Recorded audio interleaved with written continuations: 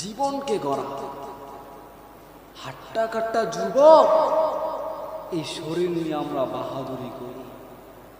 আমরা তো ভাবি আমাদের পায়ের হাঁটায় জমিন কাঁপে, কিন্তু জানি না এই মসজিদে আইসা যদি যুবক তুমি সেজদা দেয়া দাও, যুবক তুমি সেজদা দাও, তোমার পায়ের হাঁটায় জমিন নয়, তোমার সেজদায় আল্লাহ আরশ কাঁপতে থাকবে। আল্লাহর আরশ কাঁপতে থাকবে তোমার পায়ের সেজদায়, আল্লাহর আরশ কাঁপতে কাঁপতে থাকবে। অথচ তুমি জানো না, তুমি জানো না, তুমি বাবা তোমার হাতের থাপ্পড়ে যুবক কাইট হইয়া পড়া যায়।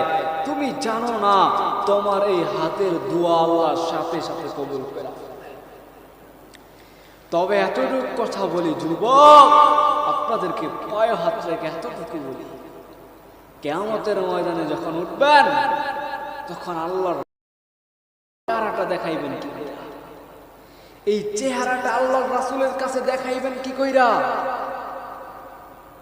কিয়ামতের ময়দানে আল্লাহর রাসূলের শাফায়াত নিবেন কি কইরা? আল্লাহর রাসূলের সামনে দাঁড়াইবেন কি কইরা?